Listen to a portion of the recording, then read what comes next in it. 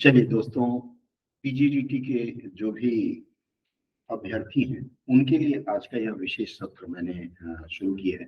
देखिए, पीजीडीटी प्रश्न पत्रों की समीक्षा सबसे पहले जरूरी है। कारण क्या है, पीजीडीटी के जो प्रश्न पत्र हैं पिछले 2 वर्ष के प्रश्न पत्र की समीक्षा करते हैं और हम देखते हैं कौन सा ऐसा प्रश्न है जो दोनों वर्षों में आया था। आप स्क्रीन पर देख सकते हैं, यह दिसंबर 2023 का है और दाहिनी ओर जून 2023 का है।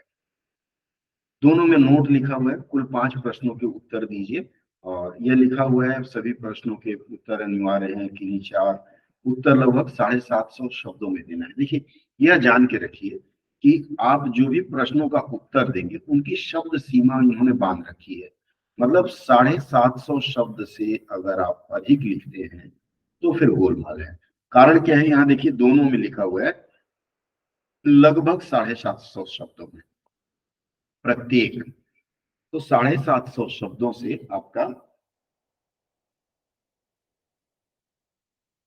उत्तर अधिक नहीं होना चाहिए। और उसके बाद इन्होंने कहा है कि 9 में पूछी गई टिप्पणी में से प्रत्येक का उत्तर लगभग 350 शब्दों में।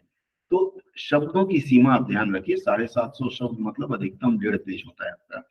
और शब्दों की सीमा छोड़ 350 मतलब 1 पेज आप लिख सकते हैं। इसका देखिए जो लेटेस्ट नहीं है, जून 2023 का, इसमें सबसे पहला प्रश्न है अनुवाद के अर्थ, परिभाषा एवं स्वरूप का वर्णन करिए। यहाँ देखिए लिखा हुआ अनुवाद के महत्व और प्रासंगिकता। प्रश्न एक ही है, खाली घुमा दिया गया है। परिभाषा एवं स्वरूप यहाँ पर मतलब अनुवाद का महत्व जो चैप्टर है उस चैप्टर से आपको 20 नंबर का प्रश्न आएगा। इसके बाद अनुवाद की चुनौतियों के विविध स्तरों का वर्णन करिए। दिसंबर 2023 का है और ये जून 2023 का है। जून 2023 में अननुवाद्यता का अर्थ स्पष्ट कीजिए। मतलब दोनों वर्ष अलग अलग प्रश्न आए हैं, ध्यान दीजिएगा। इसके बाद तीसरा प्रश्न कहता है कि पाठ की प्रकृति के स्तर पर अनुवाद की सीमाओं एवं अननुवादिता। देखिए प्रश्न संख्या 3 में अननुवादिता आया है दिसंबर में, और यहाँ भी अननुवादिता आया हुआ है। एकदम अनुवाद की सीमा, यहाँ भी अनुवाद की सीमा। अर्थात यह मान के चलिए कि यह जो अननुवादिता का प्रश्न है यह प्रश्न हर वर्ष आएगा। तो इस प्रश्न पर आप लोग तैयारी करिए।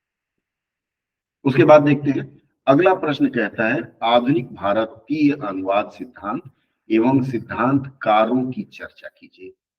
ध्यान रखिएगा, भारतीय अनुवाद सिद्धांत पूछा गया था और इसमें पूछा गया था कि इसके जो सिद्धांत दिए थे उनका। अब यहाँ आधुनिक है, यहाँ इन्होंने प्रश्न किया प्राचीन भारतीय अनुवाद सिद्धांत। इसका मतलब है कि आपको अनुवाद सिद्धांत तो पढ़ ही लेना है। अनुवाद सिद्धांत पढ़ लेंगे तो आपका यह संशय भी दूर हो जाएगा, अनुवाद सिद्धांत में से आएगा। उसके बाद है अनुवाद के क्षेत्र में प्राचीन पाश्चात्य अनुवाद सिद्धांतों के योगदान। अनुवाद के क्षेत्र में प्राचीन पाश्चात्य, ठीक है, प्राचीन भारतीय अनुवाद सिद्धांतों मतलब ये भी। अब देखिए आधुनिक भारतीय, यहाँ आपका प्राचीन भारतीय अनुवाद मतलब यह जो आया है प्राचीन पाश्चात्य अनुवाद सिद्धांत।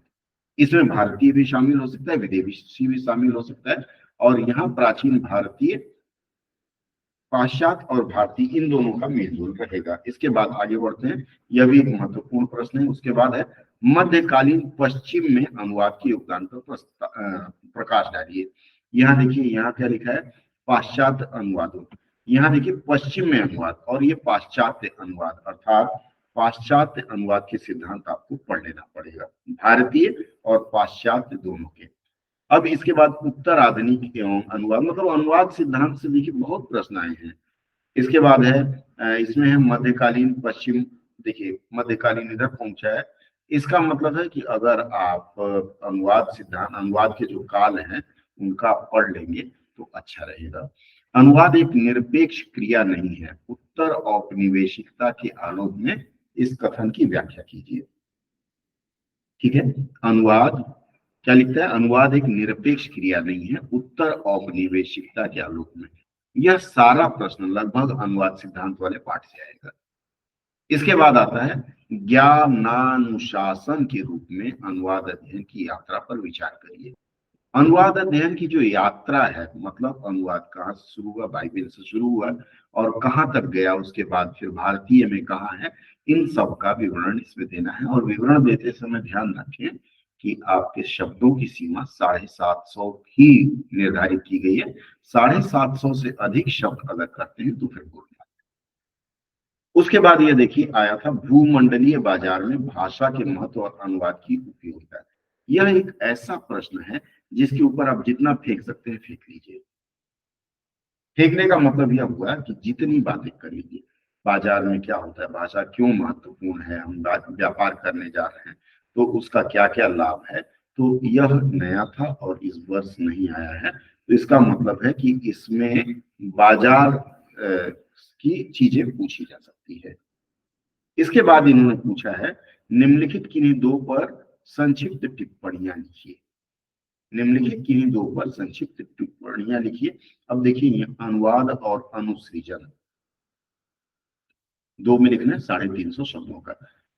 मतलब दिसंबर वाले में आया था अनुवाद और अनुसृजन, और यहाँ आया है अनुवाद और सॉरी, उसमें आया अनुवाद और पुनर्लेखन, यहाँ अनुवाद और अनुसृजन। ये दोनों लगभग एक ही है, अगर आप इसको ढंग से पढ़ेंगे तो ये हो जाएगा। उसके बाद आया मुगल कालीन अनुवाद चिंतक। मुगल काल में अनुवाद चिंतक मतलब किन किन महानुभावों ने, किन किन विद्वानों ने अनुवाद पर व्याख्या की थी। यह नहीं आया है, लेकिन यहाँ क्या आया है, पंचतंत्र का अरबी में अनुवाद।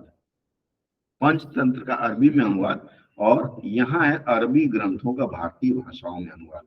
अभी देखिएगा आजकल जो पीजीडीटी का प्रश्न पत्र बन रहा है, इसमें ज्यादातर फोकस ये लोग भारतीय अनुवाद पर दे रहे हैं। तो अरबी ग्रंथ का भारतीय भाषाओं में अनुवाद हुआ और पंचतंत्र का मतलब अरबी से मिलता जुलता कुछ न कुछ महत्वपूर्ण है जो हर साल घुमा फिरा के दे रहे हैं।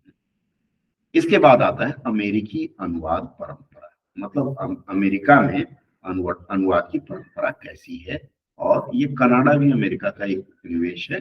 कनाडाई अनुवाद परंपरा मतलब अमेरिकी भी आता है। इसका मतलब है अगर हम इसकी व्याख्या कर दें आपसे, और MTT 051 की हम बात करें, तो पिछले 2 वर्ष के प्रश्न पत्र को देखकर ऐसा लगता है कि ये जो विदेशी अनुवाद परंपरा है अमेरिकी कनाडाई, इसको पढ़ लेना ठीक रहेगा। अरबी ग्रंथों का भारतीय भाषाओं में और भारतीय ग्रंथों का अरबी भाषा में, ये तो पढ़ लेना पड़ेगा। और अनुवाद और पुनर्लेखन, अनुवाद और पुनर्सृजन, ये पढ़ लीजिएगा आप लोग। इन तीनों में से कम 2 प्रश्न संभावित हैं। उसके बाद भारतीय बाजार में, भूमंडलीय बाजार में भाषा का महत्व, इस विषय पर भी देख लीजिएगा क्योंकि अनुवाद की जो महत्ता है, अनुवाद की उपयोगिता है, इसके बारे में पूछते हैं। अब ये इसमें पूछा गया है अनुवाद के लिए अनुवादक में किन गुणों का होना आवश्यक है। यहाँ देखिए यह जो प्रश्न पूछा गया, अगर आप कुछ नहीं लिख पाते हैं, अनुवाद के गुणों पर ही चर्चा कर देंगे तो आपका काम हो जाएगा। उसके बाद मध्य आपको मैंने बताया कि अनुवाद सिद्धांत और अनुवाद परंपरा इसमें पढ़ लीजिएगा, तो इसमें से आप पासिंग मार्क्स लगभग 40 के आसपास आप स्कोर कर सकते हैं।